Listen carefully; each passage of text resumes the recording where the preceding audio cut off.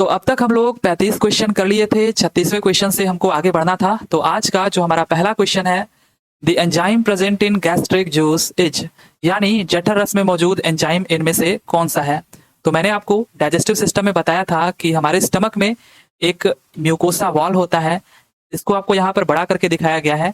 ये जो mucosa wall है, इसमें गैस्ट्रिक ग्लैंड्स होते हैं जो कि गैस्ट्रिक जूस का सिक्रेशन करते हैं, यानी जठर रस का स्राव करते हैं।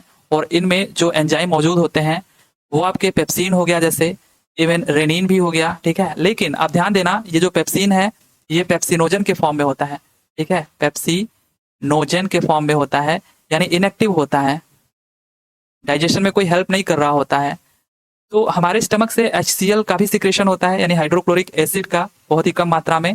तो ये जो HCl है यही पेप्सिनोजन को एक्टिव करने का काम करता है और इसको पेप्सिन में कन्वर्ट कर देता है, पेप्सिन में। अब ये एक्टिव हो जाता है और यही जो भी कुछ हम खाते पीते हैं जिनमें प्रोटीन होता है उनको छोटे छोटे अमीनो एसिड्स में ब्रेक कर देता है, राइट।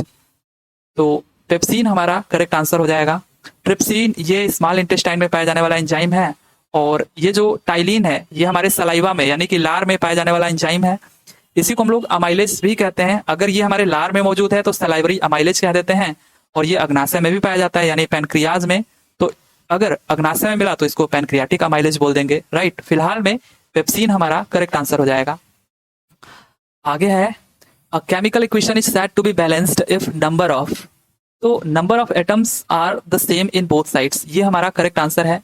यानी केमिकल इक्वेशन को हम कब बैलेंस बोलते हैं, आपको पता होगा, आसान सा सवाल, कि जब दोनों साइड्स के, यानी जो रिएक्टेंट्स हैं और जो प्रोडक्ट हैं, दोनों साइड्स के एटम जो है वो समान होने चाहिए। जैसे कैल्शियम यहाँ पर है, एक एटम है इसका, तो इधर भी एक ही होना चाहिए। ऐसे ही हाइड्रोजन आप देख सकते हो कि 2 और 2 टोटल 4 हैं, तो हाइड्रोजन यहाँ पर देखिए 2 और ये 2 4 हैं। ऑक्सीजन आप देख लो 2 हैं, यहाँ पर ऑक्सीजन आपके 2 हैं। तो एटम्स दोनों साइड बराबर होने चाहिए, तभी हमारा केमिकल इक्वेशन बैलेंस बोला जाएगा। आगे है, which organism can live without oxygen, यानी कौन सा जीव ऑक्सीजन के बिना रह सकता है। तो हिंदी में तो नाम से ही पता चल रहा है, अवायुजीवी। ये जो जीव हैं जो एनएरोब कहलाते हैं, ये जो जीव हैं ऑक्सीजन के बिना रह सकते हैं। इनके कुछ एग्जाम्पल्स भी आप ध्यान में रखिएगा, जैसे बैक्टीरियोइड्स, कोलेस्ट्रिडियम बोटुलिनम और एंटामीबा हिस्टोलिटिका, इसका तो नाम आपने सुना होगा, और प्रीवोटेल्ला। ये कुछ एग्जाम्पल्स हैं जो बिना ऑक्सीजन के रह सकते हैं। तो डी ऑप्शन आपका करेक्ट हो जाएगा। आगे है, the elements belonging to group 17 are called the, काफी आसान सा सवाल, इसको हम लोग कहते हैं हैलोजन, यानी समूह 17 से संबंधित तत्वों को हैलोजन बोलते हैं। और जो पहला ग्रुप होता है उसको हम लोग एल्कली मेटल्स कहते हैं, दूसरे ग्रुप को हम लोग एल्कलाइन अर्थ मेटल यानी क्षारीय मृदा धातु कहते हैं, और 18वें ग्रुप को हम लोग नोबल गैसेस कहते हैं। आगे है, in which medium does sound travel at maximum speed. तो अगेन काफी आसान सा सवाल, सबको पता है कि सॉलिड में जो साउंड है वो ज्यादा स्पीड से ट्रेवल करती है, उसके बाद लिक्विड, उसके बाद आपका गैसेस में।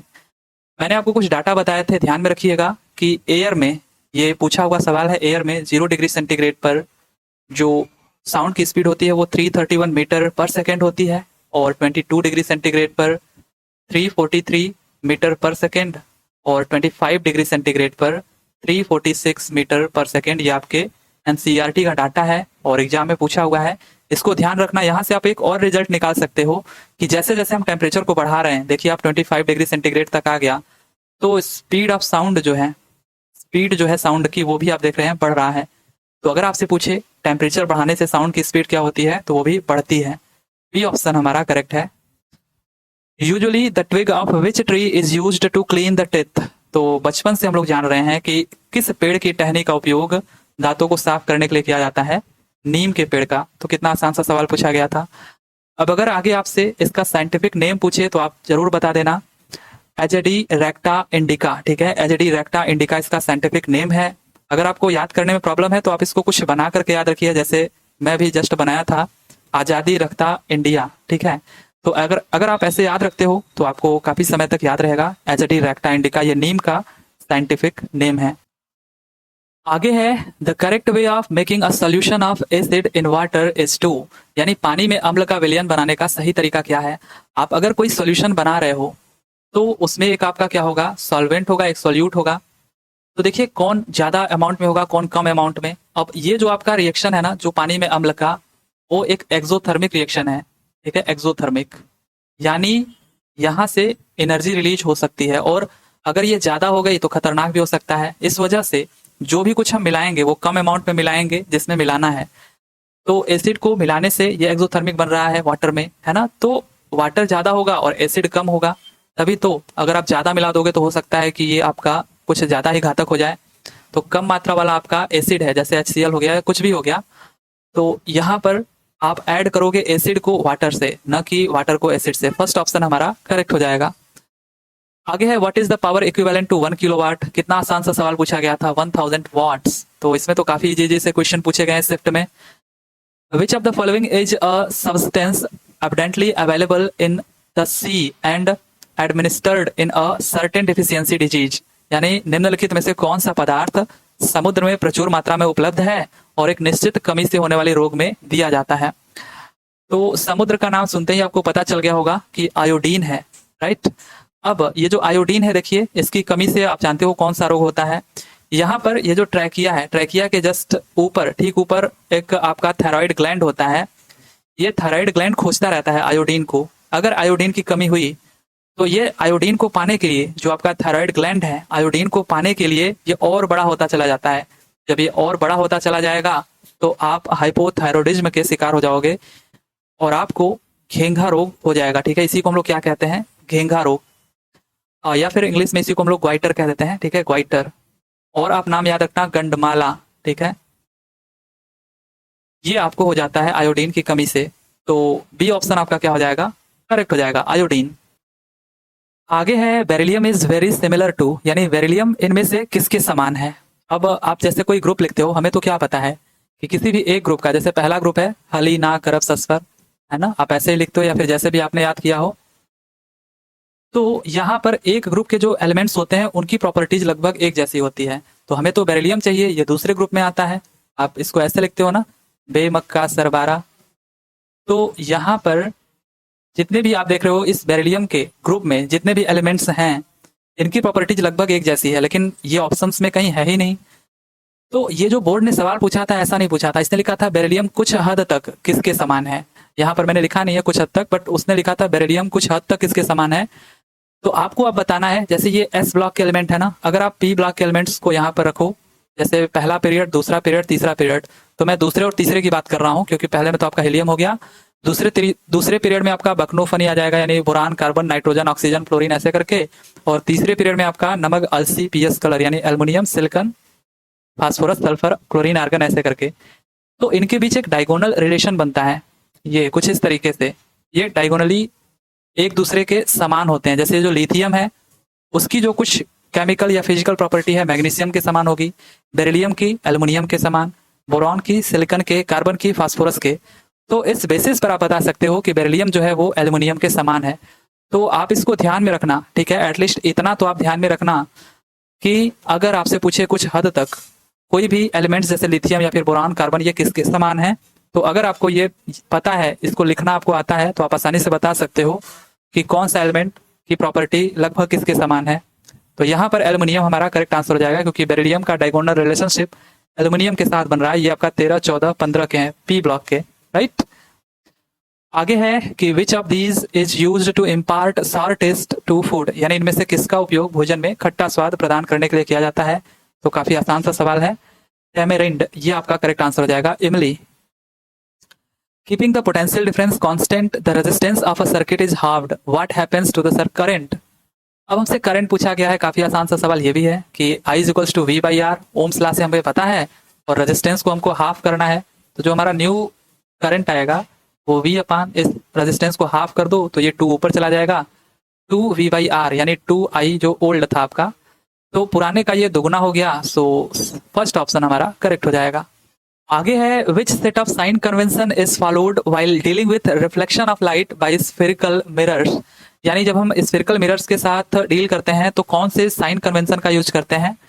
तो हम करते हैं न्यू कार्टेशियन साइन कन्वेंशन का यूज। ये हमसे कहता है कि जो स्फेरिकल मिरर है, जैसे यहाँ पर आपका कॉन्केव मिरर है, तो इसमें जो रिफ्लेक्टिंग सरफेस है वो आपका लेफ्ट साइड होना चाहिए और जो पेंट किया हुआ भाग है वो राइट साइड। चाहे वो आपका कॉन्वेक्स मिरर ही क्यों ना हो, इसमें भी जो रिफ्लेक्टिंग सरफेस है जहां से रे रिफ्लेक्ट होगी वो आपका लेफ्ट साइड में, बाकी जो पेंट किया हुआ भाग है वो राइट साइड में।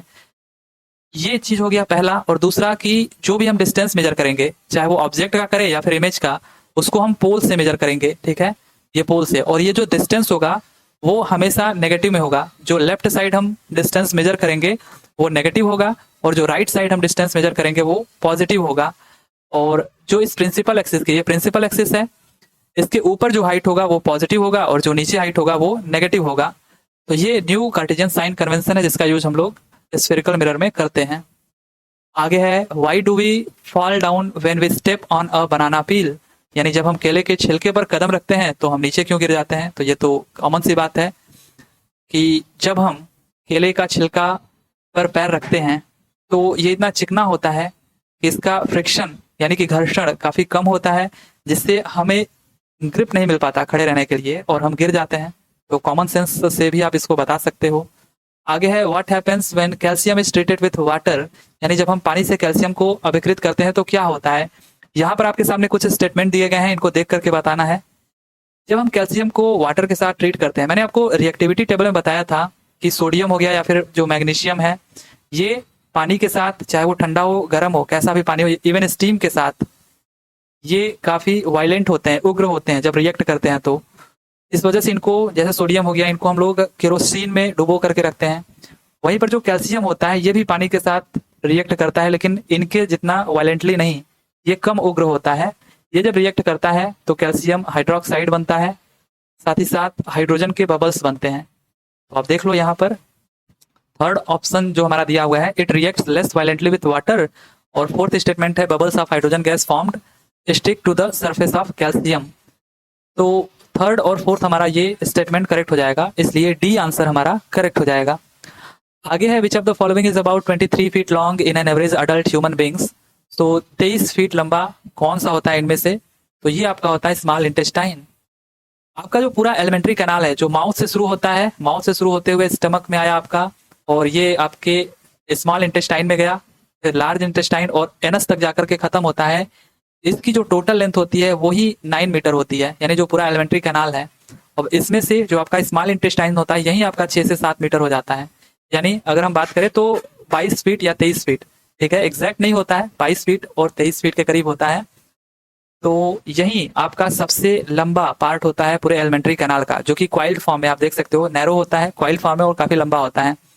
तो सबसे लंबा भी पूछे आपसे कौन होता है एलिमेंट्री कैनाल का कौन सा भाग, तो ये स्मॉल इंटेस्टाइन होता है, राइट। आगे है which of the following materials is used for making heating element of an electric iron. तो काफी आसान सवाल है। इलेक्ट्रिक आयरन यानी हीटर में हम कौन सा एलिमेंट यूज करते हैं, नाइक्रोम। ये आपका एक मिश्र धातु है यानी एलॉय है, किसका, तो ये एलॉय है निकल, क्रोमियम, मैग्नीज और आयरन का, राइट, ये आप ध्यान देना। और नाइक्रोम का जो रेजिस्टिविटी होता है ये हाई होता है। अगर रेजिस्टिविटी हाई है तो रेजिस्टेंस ऑब्वियसली हाई होगा, क्योंकि ये डायरेक्टली प्रोपोर्शनल होता है। अब रेजिस्टेंस अगर हाई है तो ये जो नाइक्रोम का वायर है, जब आप इसमें करंट को प्रोड्यूस करोगे तो ये जाने नहीं देगा, इसका अपोज करेगा और यहीं पर ये गर्म होना शुरू हो जाएगा और गर्म होकर के हीट के फॉर्म में एनर्जी हमको मिलने लगती है। तो नाइक्रोम हमारा करेक्ट आंसर हो जाएगा। ये ध्यान देना, निकल, क्रोमियम, मैग्नीज और आयरन का ये एलॉय है। आगे है malaria can be cured by administering, यानी किसके एडमिनिस्ट्रेशन से मलेरिया को ठीक किया जा सकता है। तो सही आंसर है कुनैन। कुनैन, इसके प्रभाव से मलेरिया को ठीक किया जा सकता है। कैसे प्राप्त होता है ये, तो ये मिलता है हमको सिनकोना के पौधों के छाल से। बाकी अगर पूछे मलेरिया किसके कारण होता है, तो प्रोटोजोआ के कारण। उसमें भी जिम्मेदार जो पैरासाइट होता है वो कौन होता है, ये होता है प्लाज्मोडियम। ये ध्यान में रखिएगा, प्लाज्मोडियम। इसको एक व्यक्ति से दूसरे व्यक्ति तक लेकर के कौन जाता है, तभी मलेरिया फैलता है। तो ये जो कैरियर होता है, इसको ले जाने वाला जो वाहक होता है वो होता है मादा एनाफिलीज मच्छर, यानी female Anopheles mosquito, right, female Anopheles mosquito. तो यहां पर आपका कुनैन करेक्ट आंसर हो जाएगा। आगे है sodium, magnesium, aluminium, silicon, phosphorus, sulphur, chlorine और आर्गन। ये पूछ रहा है कि मॉडर्न पीरियोडिक टेबल में ये कौन से पीरियड से बिलोंग करते हैं। तो नमक, अलसी, पीएस, कलर, ये थर्ड पीरियड से बिलोंग करते हैं। आपको मैंने पहले ही कहा एटलीस्ट आप 4 पीरियड तक तो याद ही रखो, और 3 पीरियड तो आप डायरेक्टली लिख सकते हो, हाइड्रोजन, हीलियम, लिथियम, बेरिलियम, उसके बाद बकनोफन यानी boron, carbon, nitrogen, oxygen, fluorine और ये नियॉन, ये आपका 13 और 14 जो आपका ग्रुप चलता है। उसके बाद ये आपको पता होगा हली, ना, करब, कस्पर हम लोग लिख करके आ रहे हैं, और ये बे, मक्का, सरबारा। तो यहाँ से भी आप लिख सकते हो नमक अल्सीपियस कलर यानी अल्सीपियस कलर, है ना, यानी aluminium, silicon, phosphorus, sulphur, chlorine, argon. तो ये आपका थर्ड पीरियड है, ये सेकेंड, ये पहला। तो आप एटलीस्ट 4 पीरियड तक तो ध्यान में रखो ताकि आपको किसी भी एलिमेंट का एटॉमिक नंबर लिखने में दिक्कत ना आए। आप कोई एक का भी जानोगे तो उसके आसपास का बता दोगे। आगे है which of these flowering plants is a creeper, यानी इनमें से कह रहा है कौन सा एक लता है, इन पुष्पी पादपों में से कौन सा एक लता है। लता बोले तो क्रीप, क्रीप से क्या मतलब होता है, जो चीजें रेंग करके चलती हैं, है ना, उनको क्रीप कहते हैं। तो ये जो क्रीपर है लता, इसका मतलब है जो दीवालों के ऊपर या झाड़ियों के ऊपर फैल करके फूलते हैं उनको कहते हैं। तो इनमें से कौन सा वो पौधा है, जैस्मीन यानी चमेली, ये आपका करेक्ट आंसर हो जाएगा। जो कि पौधों जो कि ऐसे पौधे होते हैं जो दीवालों के ऊपर फैल करके या फिर इनके ऊपर चढ़ करके फूलते हैं, राइट। आगे है Rutherford model of an atom does not describe the, तो परमाणु का जो रदरफोर्ड मॉडल है वो किसका वर्णन नहीं करता है, स्टेबिलिटी ऑफ द एटम यानी परमाणु की स्थिरता का वर्णन नहीं करता है। बाकी इन्होंने बताया प्रेजेंस ऑफ न्यूक्लियस की एटम के अंदर एक न्यूक्लियस होता है जो कि एटम के कंपेरिजन में काफी छोटा होता है और इसमें आपका पॉजिटिव चार्ज होता है, ठीक, यानी कि इन्होंने चार्ज ऑफ द एटम का भी जिक्र किया, साथ ही साथ इसके चारों ओर, ठीक है, around the nucleus electrons revolve करते हैं, ये भी इन्होंने बताया था। तो ये भी आपका वर्णन किया, लेकिन स्टेबिलिटी ऑफ एटम इसका उन्होंने एक्सप्लेनेशन नहीं दिया था। ना ही इन्होंने मैक्सवेल के थ्योरी को माना था, ठीक है, कि मैक्सवेल ने बोला था कि जितने भी चार्ज एटम हैं जब वो एक्सेलरेट करते हैं तो इलेक्ट्रोमैग्नेटिक रेडिएशन रिलीज करते हैं। तो ना ही मैक्सवेल के एक्सप्लेनेशन को उन्होंने माना, ना ही इन्होंने परमाणु की स्थिरता का वर्णन किया। बाकी ये तीनों का वर्णन किया था। आगे है which of these insects have teeth, इनमें से किस कीट के दांत होते हैं, तो ततैया और भौरा, इनके दांत होते हैं। बाकी जो तितलियां होती हैं, मक्खियां होती हैं, मधुमक्खियां, इनके दांत नहीं होते हैं। Which acid is found in the sting of ant, चींटी के डंक में कौन सा अम्ल पाया जाता है, फार्मिक एसिड, फार्मिक अम्ल, इसी को हम लोग HCOOH ऐसे लिख सकते हैं, जिसको हम लोग मेथेनोइक एसिड कहते हैं। आगे है what is the colour of vapours formed on sublimation of iodine solid, यानी आयोडीन ठोस के ऊर्ध्वापातन पर बनने वाले वाष्प का रंग क्या है। तो जो आयोडीन यानी कि जो सॉलिड है आपका, इसका गैस में कन्वर्ट होना डायरेक्टली, मतलब चलने पर डायरेक्टली गैस में कन्वर्ट होना, यही तो हमारा सब्लिमेशन होता है कि बिना लिक्विड में कन्वर्ट हुए ही ये गैस में कन्वर्ट हो जाए। तो जब ये गर्म होता है, इससे जो वाष्प निकलता है यानी वेपर निकलता है, उसका कलर कैसा होता है, बैगनी कलर का होता है, पर्पल, या फिर आप जामुनी आप इसको कह सकते हो। पर्पल को मेनली आप देखोगे तो जामुनी लिखा जाता है। तो जैसा आपके पेपर में ऑप्शन है, आप बैगनी को टिक करना या फिर जामुनी को, पर्पल को या वायलेट को, राइट। आगे है which of these is associated with colour vision, यानी इनमें से कौन सा रंग दृष्टि से संबंधित है। कलर विजन बोले तो जो कलर को पहचानने का काम करे। तो हमारे आंखों में इमेज कहाँ पर बनता है, रेटिना पर बनता है। अब इस रेटिना में भी 2 टाइप के फोटो रिसेप्टर्स होते हैं, और ये जो 2 फोटो रिसेप्टर सेल्स होते हैं इनका नाम है rod cell, right, rod cells होते हैं, रॉड सेल्स और कोन सेल्स, राइट। तो यहाँ पर जो आपका रॉड सेल है ये क्या करता है कि लो लाइट में भी यानी डिम लाइट में भी हमको इमेज को दिखाने का काम करता है, और ये जो कोन सेल होते हैं ये कलर को पहचानने का काम करते हैं, ठीक है, कि इमेज का कलर कैसा है। तो 4th ऑप्शन हमारा करेक्ट हो जाएगा।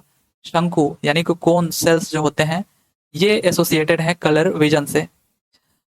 आगे है कि atoms of the same element are a different elements can join together to form AN, तो क्या बनाएंगे ये, एक ही तत्व या फिर विभिन्न तत्वों के परमाणु एक साथ अगर मिलेंगे तो इलेक्ट्रॉन तो बनाएंगे नहीं, प्रोटॉन बनाएंगे नहीं, ना ही आयन बनाएंगे, मॉलिक्यूल बनाएंगे। आगे है कि which device in vehicles converts poisonous gases due to burning of petrol और डीजल इनटू हार्मफुल गैसेस, तो वाहनों में कौन सा उपकरण होता है जो पेट्रोल डीजल को, जब पेट्रोल डीजल जैसे चलता है जब गाड़ी, तो ये जलते हैं और इनसे जहरीली गैस निकलती है जो कि हानिकारक होती हैं। तो इनको हानिकारक गैसों में कौन परिवर्तित करता है, तो ये कैटालिटिक कन्वर्टर करता है, उत्प्रेरक परिवर्तक, राइट। ये जो पेट्रोल डीजल है उनको कार्बन मोनोऑक्साइड में कन्वर्ट करने का काम करता है। सो सेकंड ऑप्शन करेक्ट हो जाएगा। रेडिएटर बेसिकली हीट एक्सचेंजर का काम करता है, ठीक है, हीट एक्सचेंजर का। और ये जो आपका कार्बोरेटर है, कार्बोरेटर ये जो आपका फ्यूल है इसको एयर के साथ मिक्स करने का काम करता है, राइट, कार्बोरेटर। तो यहाँ पर सेकंड ऑप्शन करेक्ट हो जाएगा। आगे है which group of animals has a body wall composed of both circular and longitudinal muscles fibre surrounded by a moist cellular cuticle that is secreted by an epidermal epithelium.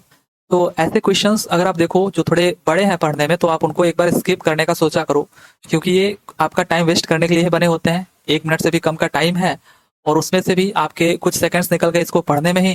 अब ऐसा तो नहीं है नहीं कि अचानक से आपको सामने दिखा और आपको आंसर पता है आप टिक कर दोगे। कुछ तो आप सोचोगे समझोगे तभी आंसर टिक करोगे। तो आप इसको ईगो पर मत लो और स्किप करके आगे बढ़ जाया करो, ठीक है। अब यहाँ पर जो आपसे पूछा है, जीवों के किस समूह का शरीर गोलाकार और अनुदैर्ध्य मांसपेशी फाइबर दोनों से बना होता है, जो एक नम कोशिकीय झिल्ली से घिरी होती है और जो एक बाह्य त्वचा उपकला यानी एपिडर्मल एपिथेलियम द्वारा स्रावित होती हैं। तो इस समूह को हम कहते हैं एनिलिडा, ठीक है। एनिलिडा यहाँ पर करेक्ट आंसर है। और इसके कुछ एग्जांपल्स आप याद रखो, जैसे आपका लीच हो गया, अर्थवर्म हो गए, है ना। तो ये आपके कुछ एग्जांपल्स हैं एनिलिडा संघ के। आगे है how many sex chromosomes are there in a normal human beings. एक सामान्य मनुष्य में कितने लिंग गुणसूत्र होते हैं।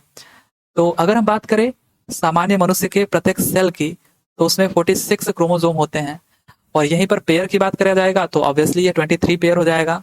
अब इसमें से जो 22 पेयर होते हैं वो ऑटोसोम्स होते हैं, है ना, ऑटोसोम्स होते हैं। और जो बचा एक पेयर ये आपका सेक्स क्रोमोसोम्स होते हैं। अब इसमें पेयर है तो ऑब्वियसली 2 क्रोमोसोम होंगे, एक एक्स और एक वाई। तो मेल की अगर हम बात करें तो इनमें एक एक्स होता है एक वाई होता है, जबकि फीमेल की अगर हम बात करें तो इसमें दोनों एक्स और एक्स होते हैं। तो यहाँ पर हमसे टोटल पूछा है कितने लिंग गुणसूत्र होते हैं, तो वो 2 होते हैं। विच of the following seed is a rich source of protein and oil both. तो इनमें से किसका बीज प्रोटीन एवं वसा यानी तेल का प्रचुर स्रोत है। तो ये आपका सोयाबीन हो जाएगा, ये आपका करेक्ट आंसर हो जाएगा soybean. Which among the following is the unit of measurement of the ecological footprint. यानी इनमें से कौन पारिस्थितिकी पदचिह्न के मापन की इकाई है। तो ये है ग्लोबल हेक्टेयर, वैश्विक हेक्टेयर। फोर्थ ऑप्शन हमारा करेक्ट हो जाएगा। आगे है which of the following fuel is not used in thermal power plant. Thermal power plant के लिए कौन सा फ्यूल इनमें से यूज नहीं होता है।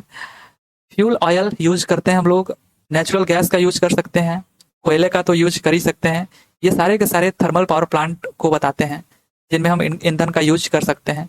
लेकिन यूरेनियम ऐसा है जिनमें जो कि हम थर्मल पावर प्लांट में नहीं यूज करते बल्कि न्यूक्लियर पावर प्लांट में यूज करते हैं। सो थर्ड ऑप्शन हमारा करेक्ट हो जाएगा। विच of these plants has multi coloured leaves. इनमें से किस पौधों में बहुरंगी पत्तियां होती हैं। तो ये आपका होता है क्रोटोन। ये जो क्रोटोन का पौधा होता है इसमें रंग बिरंगी पत्तियां होती है ना। सो फोर्थ ऑप्शन आपका करेक्ट हो जाएगा। आगे है which of the following is a reproductive cell. अब इनमें से कौन सा एक प्रजनन कोशिका है। तो ये आपका होता है गैमेट सेल्स। जो युग्मक कोशिकाएं होती हैं ये होती हैं प्रजनन कोशिकाएं यानी रिप्रोडक्टिव सेल। अब ये जो गैमेट्स होते हैं मेल के अंदर अगर हम बात करें तो इसको आप स्पर्म कहते हो, जबकि फीमेल के अंदर इसी चीज को आप क्या कह देते हो, एग कह देते हो। अब ये जो दोनों जब मिलते हैं, जब इनका फर्टिलाइजेशन होता है, जब ये फ्यूज करते हैं तो ये बना लेते हैं जाइगोट, राइट, ये जाइगोट बनाते हैं। तो युग्मक ये आपका क्या है, एक प्रजनन कोशिका है, गैमेट कहते हैं इंग्लिश में। Which of the following does not increase when moving from top to bottom in a group of the periodic table. तो पीरियोडिक टेबल में जब हम टॉप टू बॉटम आते हैं तो इनमें से कौन सा ऐसा चीज है जो नहीं बढ़ता है ना, नहीं बढ़ता है। तो एटॉमिक रेडियस बढ़ेगा, क्यों, क्योंकि नंबर ऑफ सेल्स बढ़ रहे हैं, नंबर ऑफ सेल्स बढ़ते जाते हैं ना, तो एटॉमिक रेडियस भी बढ़ेगा, ये दोनों तो बढ़ेंगे। बाकी यहाँ पर जो मेटेलिक फीचर है ये भी बढ़ता है, जैसे जैसे हम नीचे जाते हैं और मेटेलिक होते जाते हैं एलिमेंट्स। और संयोजकता की बात करें तो ये बदलता ही नहीं है, ये सेम रहता है। अगर हम पीरियोडिक टेबल में नीचे जाएं, सॉरी ग्रुप में नीचे जाएं तो यहाँ पर अगर आप देखोगे जैसे हाली ना करब सस्फर ये आपका है, तो इसकी वैलेंसी कितनी है? ये पहले ग्रुप के हैं तो पहले ग्रुप की वैलेंसी 1 है और दूसरे ग्रुप की जो वैलेंसी है वो 2 होती है, बेमक्का सरबारा, है ना? अब देख भी लो, मैग्नीशियम का जैसे 12 होता है, 2 8 10 2 12, तो 2 वैलेंसी है इसकी, संयोजकता है, और ये सबकी संयोजकता होगी नीचे जितने भी एलिमेंट्स होंगे। तो ये रहे आपके आज के क्वेश्चंस, आई होप कि आपको पसंद आए होंगे। इसी तरीके से इसको कंटिन्यू रखते हैं और हमको ये जो 3000 एमसीक्यूज का सीरीज है उसको भी कंटिन्यू करना है, तो वो भी धीरे धीरे कंटिन्यू किया जाएगा। मैं मानता हूँ टाइम लग सकता है, बट चीज़ों को आराम से देखते चलेंगे, समझते चलेंगे। चलिए फिर मिलते हैं अगले वीडियो में, तब तक के लिए thank you, tata and bye bye.